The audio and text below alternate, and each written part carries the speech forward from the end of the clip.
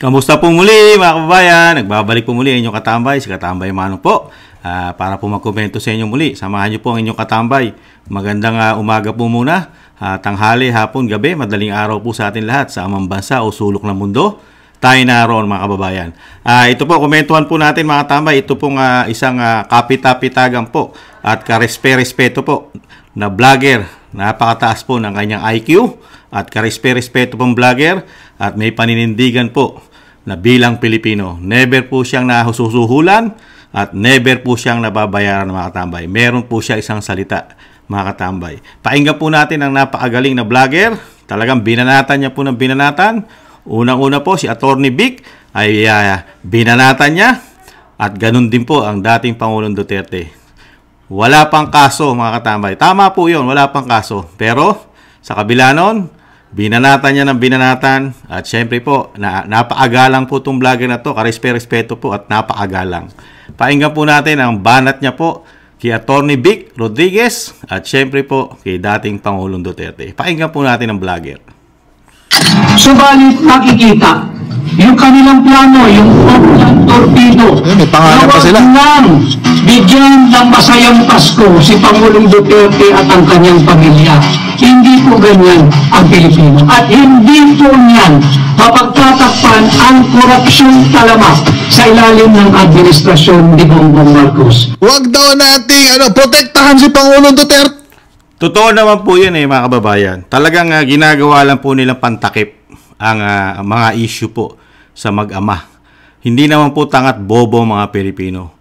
Napakarami na pong binunyag, lalo po ng Vice President. Kung mag-iimbestiga nga lang po ang Ombudsman at talagang malalim na investigasyon, magkakaalaman po talaga ang korupsyon po sa gobyerno. Kung malakas lang po ang loob ng Ombudsman at meron pong tatayong senador at congressman na mag-iimbestiga rito, lalabas po talaga ang sinasabi ni Atty. Vic na talagang talamak, lagana po ang korupsyon. Kasi mismo ang dating Pangulong Duterte ay meron po siyang hawak na mga patotoo na talagang ang korupsyon ay laganap. Di po ba? PhilHealth, kinuhanan po ng napakalaking pera, bilyon. GSIS, bilyon din po ang kinuhang pera. At ganoon din po ang SSS, kinuhanan din po ng bilyon. At ganoon din po ang ating pinasok po ng gobyerno na negosyo, yung Maharlika Investment Fund. At yung issue po sa flood control, 5,500 flood control at hindi bababa sa 1.4 billion a day. Mismo ang kanyang ading ang nagpatuo niyan, mga katambay, si Amy Marcos, si Senadora. At ganun din po ang kagintuan natin. Ang ginto po na tunilada na issue po yan. Pumuputok po yan, lalo po sa social media at hindi naman po binabalita sa mainstream media. Kaya tama po lahat ang sinasabi po ni Atty. Vic. Tama po yun may kultura po ang kasi mga Pilipino. Hindi naman talaga masasabi na urgent po itong mga kaso na ito. Itong ipinapile po nila, ini-endorso po nila at talagang sinasabi po ng Quadcom Committee na kasuhan po ito at ito pong kaso na ito ay magmumula po ito, mag-uumpisa ito sa pangangalap na ebidensya, siyempre po, ng DOJ at NBI. Pero ang isang vlogger po ay talagang tawan-tawa po. At talagang kinikritiko po niya. Napakarami niya pong sinasabi po kay Atty. Vic. Pakinggan pa po natin. Ituloy po natin ang vlogger. Kasi Pasko! Pasko na eh! Kakasuhan siya ng Pasko! Hindi pwede yan! Protektahan natin siya! Tawang-tawa talaga ako dito nung napanood ko to, guys. Ibang level ng kaob-oban. As in, ibang level ng kaob-oban itong napanood kong ito. Hindi ko siya na-take. Tingnan niyo po mga tambay. Hindi niya lang masabing iba daw po kabobohan. Kasi ob-ob di ba? Bobo. Yun po ang tawag niya kay Atty. Vic. Sobra daw pong kabobohan ang ginagawa ni Atty. Vic Rodriguez. Sobrang kabobohan. Ayon dito po sa karespeto po. Respetado po ito Nirespeto po ito na itong vlogger po na ito. Respeto po ito. Mga tambay. Nakita niyo po isang abogado. Si Atty. Vic Rodriguez ay sinabihan niya pong napakabobo. Napakabobo raw po nitong ginawa ni Atty. Vic na nag-release po siya ng statement about po. Siyempre po, darating po ang holiday season, di ba? Kapaskuhan. Tapos diyan mo pa ipupus ng Quadcom para kasuhan na ang dating Pangulong Duterte kasama na si Senador Go at si Senador Bato. Pero dito sa vlogger na ito, wala sa kanya yon. Walang silbi sa kanya yon. At ito namang kaso na ito, sa totoo lang, alam din naman po ito ng mga ni Attorney Vic. Talaga itong kaso na ito, hindi pa naman agad to uusad. Mangangalap pa rin kasi na investigasyon dito eh. Dahil yung mga testigo po, yung mga resource person po na kinumbida ron, kailangan pa po yan ng affidavit. Kailangan pa rin po sila, kuhanan ng mga affidavit na talagang sila'y tatayong testigo at totoo lahat ang sinasabi nila. At kukuhanan po kasi na ebidensya yan eh, mga kababayan. Sa totoo lang, di po ba? Kukuhanan po yan. Pagka umusad na po ang kaso niyan, titingnan po isa-isa kung talagang matibay po ang mga paratang nitong mga nagpaparatang kay dating Pangulong Duterte, kay Senator Bongo, at kay Senator Bato. Di po ba? Yun ang real talk eh. Yun po talagang totoo. Kaya itong mga nakakulong, karamihan po kasi may kaso eh.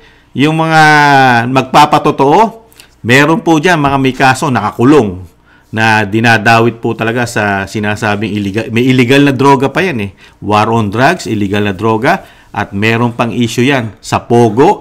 At meron pa rin po yan yung sinasabing reward system. Di po ba? Napakarami po nila imbestigahan dyan, mga kababayan. At ituloy pa natin ang isang mga sinasabi po ng kapita-pitagang pong vlogger. At sa sobrang hindi ko siya matake, kailangan ko i-share sa inyo. Hindi ko lang kung napanood nyo na to. Pero doon napanood ko to kanina, may nag-send sa akin eh. Tawang-tawa ako. I never imagined a lawyer just go this low. As this is the lowest of the low, I think. Lowest of the low ito para sa akin. And tingnan nyo mga tamay, pinintasan nyo po si Attorney Vic na lowest in the lowest low. Ang Attorney Vic, mga tama. Parang sinasabi niya, napakahinang klaseng abogado at napakahina na IQ. At sa bagay, napakatalino po itong vlogger na ito. Sobrang talino po ito, mga katamay. Kasi nga, karespeto po ito eh. Kagalang-galang, kailangan po kasi dito igalang at irespetuhin mo. Kasi yung IQ niya, mas magaling po kasi ang isang IQ ng isang kapita-pitagang vlogger kaysa po kay Attorney Vic at kay dating Pangulong Duterte. Napakagaling po. Maganda po ito, tumakbong presidente, mga tambay dahil sobrang talino po. At itong vlogger na ito, sabi ni Banat Bay, mga hindi po ito nababayaran daw, mga tambay. Itong mga ganitong vlogger. At wala kasi po sila nakikitang issue na korupsyon sa gobyerno. Saan ka nakakita na isang gobyerno wala kang nakitang korupsyon? Ngayon lang po tayo nakakita sa talang buhay natin nun eh. Gobyerno, walang ka-issue po sa korupsyon. Pagka ang vlogger na katulad po nito ang ating laging paikinggan, talagang napaaganda po ng gobyerno natin. Pero sa kabila nun, lumalabas po talaga ang issue ng korupsyon. Di po ba? At yung issue po sa droga ng Commander-in-Chief na never niya pong tinakil yun. Never niya pong pinag-usapan sa kanyang channel ang issue po ng droga ni dating Pangulong Duterte. At syempre, hindi niya rin po mabanat-banatan si Cathy Binag, mga katamay. Hindi niya mabanatan si Cathy Binag. Bakit kaya? This reeks of desperation. Sorry, English ako na English ha. Doon ko lang nailalabas yung tamang description eh. This reeks of desperation. Parang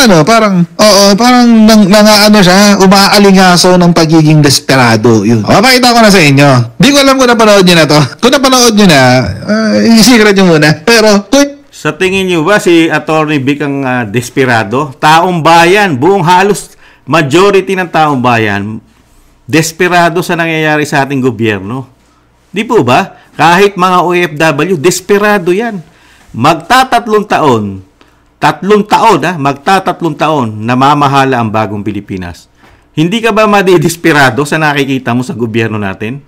Mula nung maging speaker po ang Speaker Romualdez, ano po ang nahita po ng mga Pilipino? Nakita niyo po, pagdating po sa kaperahan, kahit mismo ang Vice President, ano po sinasabi niya? Kontrolado po nila ang pera ng bansa. Nakita naman natin di ba? Yung proposal o proposed budget po ng Kamara na 16 billion, sobrang laki yan Nakaupo ka lang sa opisina niyan. Nakaupo ka lang, gagawa ka lang at babalangkas ka ng batas. 16 billion ang pondo mo. Di mo ba? Dinaig mo pa yung mga ahensya na tumutulong sa mga Pilipino. Ikaw, nandiyan ka lang sa Kamara. Nagbabalangkas ka ng batas. Gumagawa ka ng batas. Pero napakalaki ng budget mo. Di po ba? At dinagdagan po yan. Nung magkaroon ng BICAM, biglang lumobo pa na mahigit pa sa kalahati ang idinagdag po. 17 billion po ang idinagdag pa rin sa 16 billion. Hindi po ito sinasabi ng respetuhang vlogger po. Hindi niya po ito inuungkat na ganong kalaki po gumawa ng pondo ang Kamara, ang House of Representatives pagdating po sa BICAM. Di po ba? Nakita po natin, napakaraming ahensya ang kinikitil nila sa budget. Office of the Vice President, kinitil nila ang budget. Pero yung kanilang opisina, yung kanilang institusyon, saganang-sagana sa budget. Di po ba? Binanatan nga nilang Vice President niya dahil daw yung kanyang mga programa ay may programa na raw po ang gobyerno. Nahandyan na raw po ang DSWD na po pwedeng tumugon doon sa programa ng Vice President. Pero nung sila po ang nagprograma ng AKAP, parehas din po ng programa ng gobyerno. Nahandyan din po ang DSWD at nahandyan din po yung ginagawa pong programa nga Pantawid Pamilya, Pantawid Gutom, 4Ps, di po ba? Kaya nga dyan nyo po nakikita yung sinasabi nga po na may korupsyong nagaganap mismo sa Vice President. At yung sinasabi naman po niya, mga katambay, dinagdag lang po natin yung issue po dito po sa kaso ng dating Presidente Duterte, talaga pong nakikita naman po ng mga Pilipino na talaga po ito ay pinupolitika. Di po ba? Alam naman natin. Saka nakakita na nag-imbestiga ang Quadcom. Ang mga kinuha nilang mga ebidensya, ang kinuha nilang mga testigo, mga hindi katiwa-tiwala na mismo at may mga kaso pa karamihan. At yung isa na magpapatotoo sa reward system dito sa war on drugs, tumakbo pa. Tumakas pa. Wala na sa Pilipinas, di ba? Si dating Colonel Garma, nahuli sa Amerika, di ba? Tumakas. Baka kaya may nagpatakas. Hindi niya rin po tinatapik yan. Bakit nakatakas? Sino kaya nagpatakas doon? Si dating Pangulong Duterte o si Attorney Vic Rodriguez ang nagpatakas? Mga kababayan, ano po sa tingin nyo? Hindi pa. Okay. Maganda. Panoorin natin to, guys. Panoorin natin to. Mga kababayan, protektahan po natin si Pangulong Duterte. Inilabas na ng Quadcom ang kanilang panukalang kasuhan si Pangulong Duterte. Wala pong basihan, wala pong kaso si Pangulong Duterte. Ito ay hindi nga ayon sa kultura nating mga Pilipino. Magpapasko, ilalabas ang ganitong rekomendasyon na hindi naman ito matuturing na urgent. Subalit makikita yung kanilang plano, yung plan torpedo, na wag nang bigyan ng masayang Pasko si Pangulong Duterte at ang kanyang pamilya. Hindi po ganyan ang Pilipino. At hindi po niyan mapagtatakpan ang korupsyong talamak sa ilalim ng administrasyon ni Bongbong Marcos. Protektahan po natin si Pangulong Duterte. Yan katangahan ni Atty. Vic. Huwag daw nating protektahan si Pangulong Duterte kasi Pasko! Pasko ni! Kakasuhan siya ng Pasko! Hindi pwede yan! Tingnan niya mga katabay, ibang klase siya, no? Walang Pasko po sa kanya. Kung totoo naman, kung totoo siya, wala pa naman kaso. Kaya lang, ito si Atty. Vic, bilang pong Kristiyano at talagang Pilipino kultura. May kultura po kasi mga Pilipino sa tagal na po ng panahon. Di po ba? Kaya nga po nagkakaroon ng break. Pero pagdating po dito sa bagong Pilipinas, wala na pong kultura. Kasi meron nga isang kernel, di ba? Si Colonel Grijaldo. Doon po nila pagpapaskuhin At Pasko, bagong taon sa Kamara. Dahil nga pinatawan po nila ng contempt. Ang nagpataw pa ng contempt, dating NPA at dating leader po yata na Alex Bungkayaw Brigades. Di po ba? Ganyan po kasi sa bagong Pilipinas. Hindi na po uso ang kultura ng Pilipinas. Hindi na po uso ang kultura ng holiday o sinasabi nga daw po yung Pasko at bagong taon. Kaya po dito po kay Kapitapitagang Vlogger, wala po sa kanya ang mga kultura. Di ba?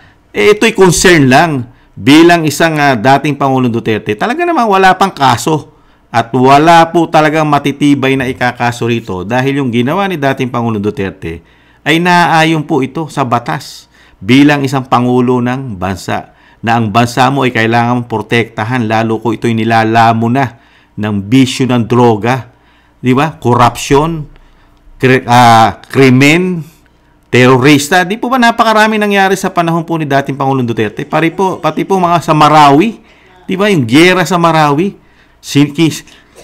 sinakop ng mga terorista ang Marawi, di po ba? Natugunan po ng maayos ni dating Pangulong Duterte, naisalba ang Marawi at naisalba rin po ang napakalaking volume bilang ng Pilipino pagdating sa droga ng 6 na taon. Di po ba? Mahigit 100 milyon na po tayo, mga kababayan. Ilang milyon po na protektahan ni dating Pangulong Duterte nung siya po'y nanunungkulan pagdating sa droga. At gaano po karami ang nakuha, halos nakuha na ang buong Pilipinas ng bisyo na droga. Mahigit 42,000 barangays ang apektado po ng droga sa ating bansa. Tapos nakalinis, nilinis ni dating Pangulong Duterte ang mahigit 22,000 barangay. Kaya nga po umaasa tayo ng mga panahon na si President Bongbong Marcos ay ipagpapatuloy niya yung programa para po malinis na po ang mga barangay natin sa droga. Pero hindi po nangyari yun eh. Hanggang kampanya lang po niya binigay yun. Hanggang kampanya lang po siya nag-speech na ipagpapatuloy niya ang war on drugs. Ganon din po ang mga congressman. Proud na proud po sila. Katulad po ni Congressman Barbers. Gusto nga niya i-extend pa ang pagiging presidente ng ating dating Pangulong Duterte dahil noon lang siya nakakita na Pangulo na may pagmamahal sa bayan. Pero pagdating po ngayon sa bagong Pilipinas, wala na po sila nakitang presidente na may pagmamahal sa bayan na katulad ni dating Pangulong Duterte, mga katambay. Natin siya! Sorry. Yun talaga i-argumento nyo sa kaso ng Quadcom. Seryoso? Huwag siyang kasuhan kasi Pasko. Protektahan natin siya. Ano yung to? Okay na po, mga tambay. Nasa YouTube naman po niya ito. Pwede nyo pong puntahan, mga katambay. Kung magkomento po siya, talagang may pagkukutsa po. Talaga kinukutsa niya po ng husto si Attorney Vic, mga katambay, itong vlogger na ito. Pero ipapakita naman po natin yung napakalinis po ng administrasyon po ng dating Pangulong Duterte, ng administrasyon po ni President Marcos. Napakalinis po, mga tambay. At wala pong ka-issue-issue lalo po sa korupsyon at sa droga, mga tambay. Unahin po natin yung droga kasi issue po droga eh. At ito po hindi niya po ito pinag-uusapan sa kanyang vlog, yung issue po ng Presidente Marcos, mga katambay. Ito pa, balik tanaw po natin ulit. Yung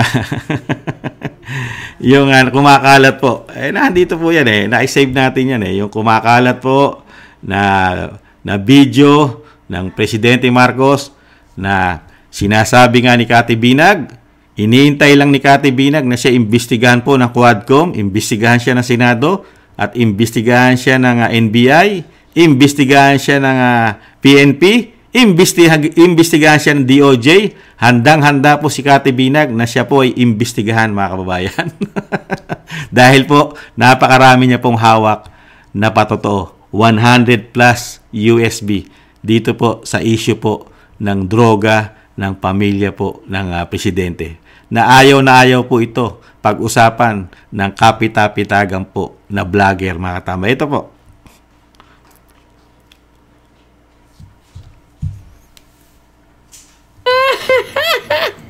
Agagoy! Meow, meow, meow, meow, meow, meow, meow, meow. Ano ko ito, baka sabihin ng mga nanonood, iniwasan ko itanong ako. Kasi, Arikikikik, arikikikik, arikikikik, arikikik, arikikikik, giwi, arikikikik, arikikikik, arikikikik, meow, meow, meow, meow, meow,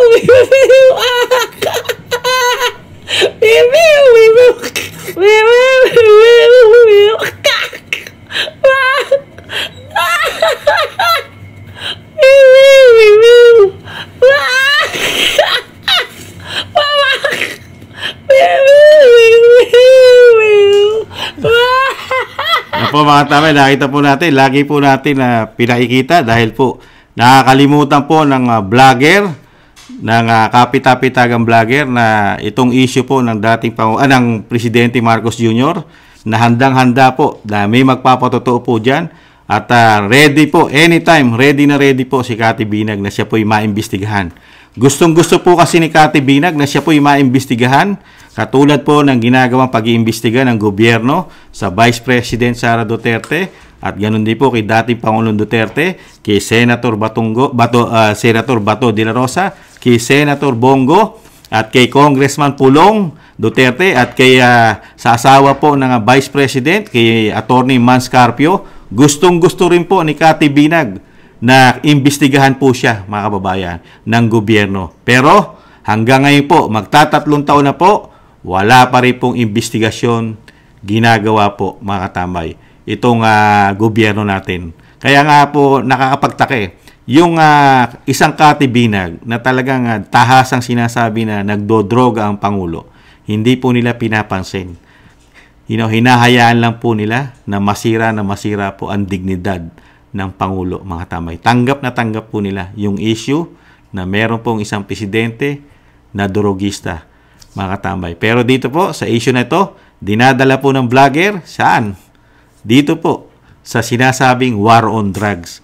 War on drugs. Pinoprotektahan po ng dating Pangulong Duterte ang mga Pilipino na hindi na po dumami ng dumami ang may involve at ang pupunta o mapupunta sa bisyo na ito, mga katambay.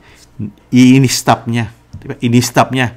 Pag i-stop niya ng 6 na taon, pati po ang krimen bumaba. Di po ba? Ito pa po, mga katambay. Yung sinasabi naman ni Atty. Vic ay totoo po yun. Lagana po ang korupsyon talaga sa ating bansa.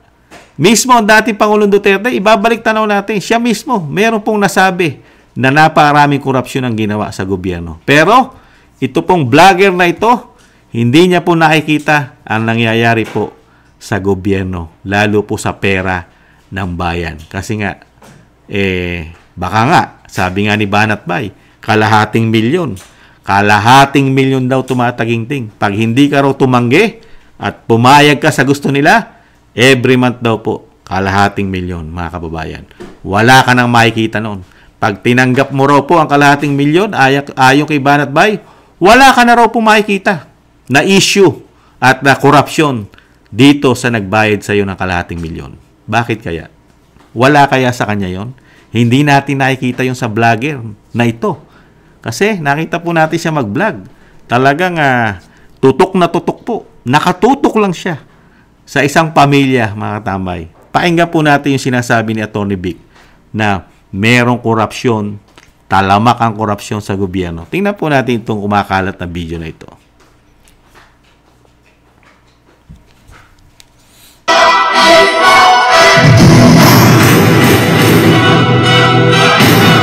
Lahat kayo, mayuwi kayo ng 5,000 cash. You'll also receive a check worth 200,000 pesos.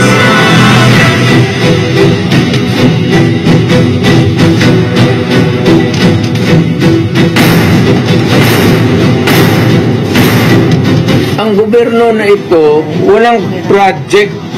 Saan ang pera namin? PhilHealth, 89 billion. Ang naiwan, 29 billion na lang.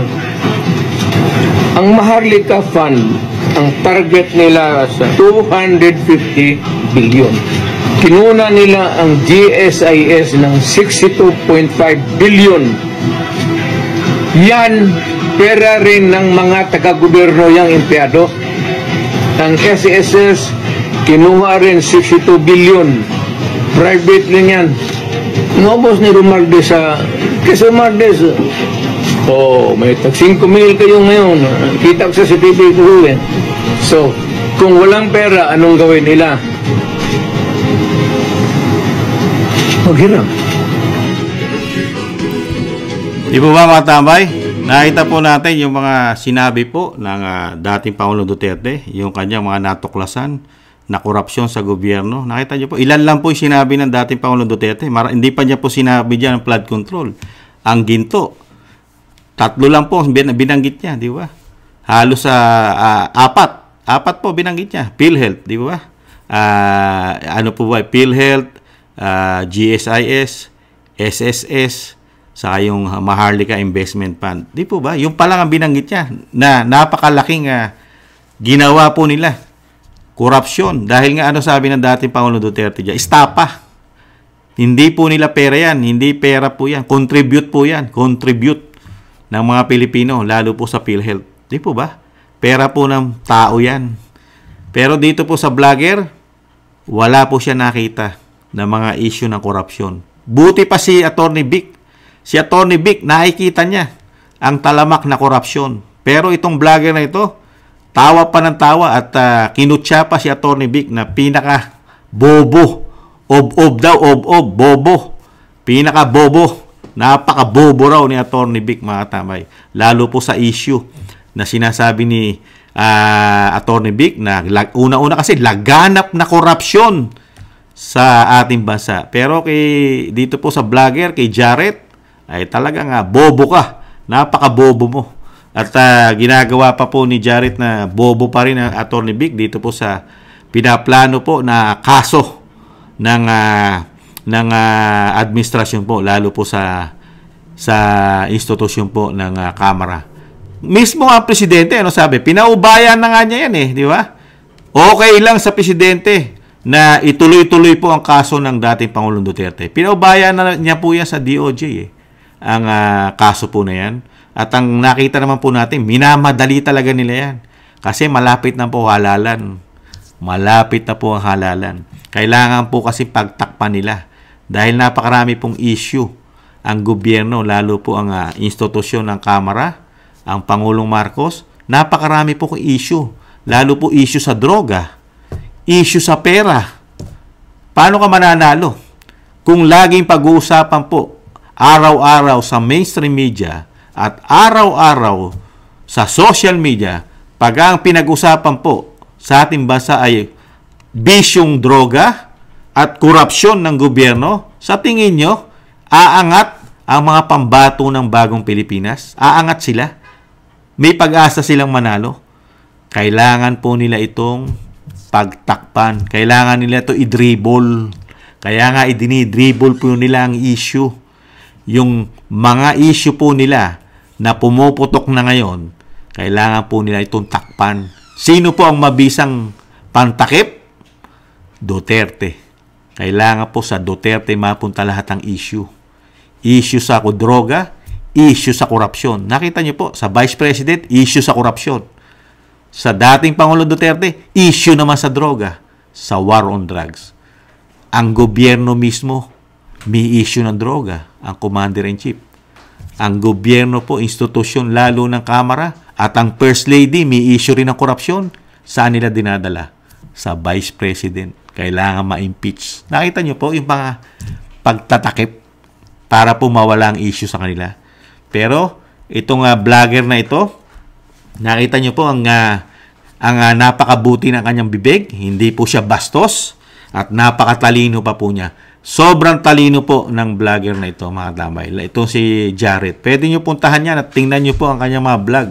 Nandyan lang naman po sa YouTube yan. Kaya lang po nakita ko lang, siba, magpapasko nga, di ba? Sinasabi nga ng mga Pilipino, magpapasko. Pero dito po, talagang pinipilit niya po na talagang batikusin ang batikusin at talagang ang kanyang utak lamang, ang kanyang paniniwala lamang ang kailangan na masunod, mga katamay. Dahil siya ay sobrang talino, sobrang galing. Ang Atty. Vic at lalong-lalo na ang pamilya Duterte ay mga walang silbi to. Talagang itong makasalanan. At ang mga nakadikit sa mga Duterte ay mga ob-ob. Yun po ang tingin niya. Pagka nakadikit ka sa mga Duterte, isa kang ob-ob. Katulad daw ng Vic Rodriguez, ni Atty. Vic. Ob-ob. Bobo, mga tamay. Sila po ang matatalino. Sila lang, mga babayan. Sobrang talino. Sa bagay, totoo naman po yun. Dahil kung hindi po sila sobrang talino, paano nila makukontrol? Sa dami po ng issue nila sa gobyerno, droga, korupsyon. Kung hindi ka matalino, paano mapapasunod lahat? Sige nga, mapapasunod mo sandatahang lakas? Mapapasunod mo kapulisan? Mapapasunod mo lahat ng taong gobyerno? Ang Kongreso?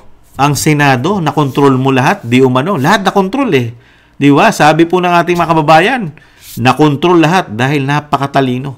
Bakit daw po sobrang talino? Dahil ginamit daw po ang pera ng bayan. Ginamit daw po, di umano, ang pera ng bayan para magawa nila lahat ang plano daw. Dahil yung sinasabi nga ng Vice President, lagi ko sinasabi, nung makabalik daw po, ayon sa Vice President, nung makabalik na raw po sa kanila kapangyarihan, ayaw na nitong bitawan at muling mawala sa kanila. Dahil nahandyan daw po ang kayamanan, power, at may kasama pa raw bonus na droga, mga kababayan. Muli po mga tambay, nakakalungkot lang po. Meron tayong mga kababayan katulad dito na sarado po ang isip, sarado ang mata, bulag, bingi sa nangyayari po, laganap na droga, korupsyon, krimen sa ating bansa. Pero nananatili po ang isa pong kagalang-galang na vlogger, bulag, pipi at bingi. Dahil kaya sa sinabi ni Banat Bay, nakalahating milyon, isang buwan. Di kaya. Muli po mga tambay, ingatan na po, happy holiday. At maraming salamat po sa mga naagusto po ng ating tambayang makabayan sa YouTube at TikTok. At ganoon din po sa mga nagla-like, share, subscribe, and comment. Ingatan nawa po mga tambay. Happy holiday. Sa muli. Paalam. Bye-bye.